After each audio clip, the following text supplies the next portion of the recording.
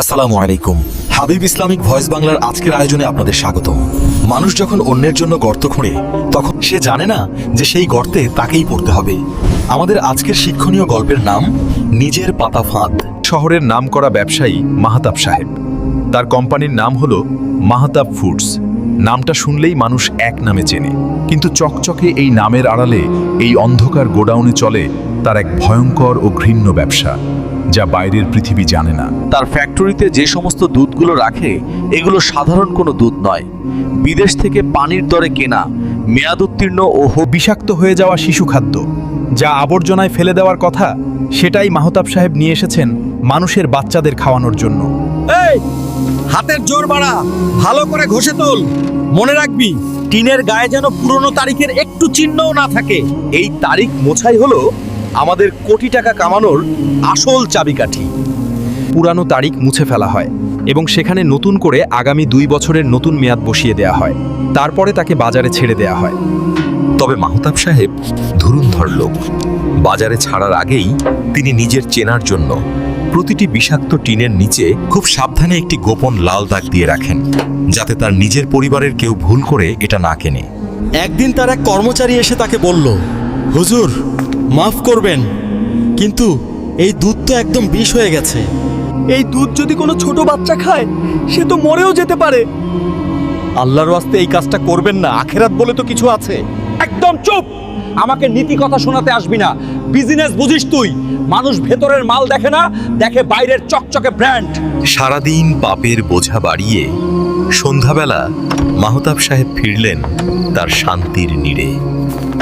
ওলে ওলে ওলে, আমার দাদু ভাইটা, তুমিই তো আমার সব। আমি যা কিছু করছি, এই বাড়ি গাড়ি সব তো তোমারই জন্য। তুমি আমার কলিজার টুকরা, আমার বংশের প্রদীপ। বাবা, সারাদিন তো অনেক খাটনি গেল। এখন দাদু ভাইকে রেখে আপনি ফ্রেশ হয়ে নিন, আমি ওর খাবারটা রেডি করি। বাবুর এখন খাওয়ার সময় হয়েছে। কিন্তু হায়, নিয়তির কি নির্মম পরিহাস। মাহতাব সাহেব জানতেন না, তার অজান্তেই তার ছেলের বউ ভুল করে দোকান থেকে লাল চিহ্নিত বিষাক্ত দুধের টিন কিনে বাড়িতে রেখেছিল। মা পরম স্নেহ দিয়ে তার সন্তানের জন্য খাবার তৈরি করছেন, কিন্তু তিনি জানেন না যে তিনি তার প্রিয় সন্তানকে দুধ দিচ্ছেন না। তিনি তার আদরের সন্তানকে দুধ নয়, বরং নিজের হাতেই তুলে দিচ্ছেন মৃত্যুরূপী এক ভয়ঙ্কর বিষ। হ্যালো, হ্যাঁ, মালের ডেলিভারি আজকেই পাঠিয়ে দাও। আর শোনো, পেমেন্ট নিয়ে চিন্তা করো না, আমার মাল মার্কেটে যাওয়ার সাথেই বিক্রি হয়ে যায়। প্রফিট আর প্রফিট। বাবু, এই বাবু, কি হয়েছে বাবা তোমার? এমন করছো কেন? ও মা, দেখো না, বাবু চোখ খুলছে না। মিস্টার মাহতাব, আমরা দুঃখিত। বাচ্চার অবস্থা ক্রিটিক্যাল, সিভিয়ার ফুড পয়জনিং। বিষাক্ত কেমিক্যাল ওর কিডনি আর লিভারে মারাত্মক এফেক্ট করেছে। আমরা চেষ্টা করছি, কিন্তু আশা খুব কম। তখন ডাক্তার জিজ্ঞাসা করলেন, আপনারা বাচ্চাকে কি খাইয়েছিলেন? এই ব্র্যান্ডের দুধ নিউজে দেখেছেন তো? এই লটের সব দুধ বিষাক্ত আর মেয়াদ উত্তীর্ণ বলে ধরা পড়েছে। এই দুধই তো বাচ্চার শরীরে বিষ ছড়িয়ে দিয়েছে। মেয়াদ উত্তীর্ণ, বিষাক্ত।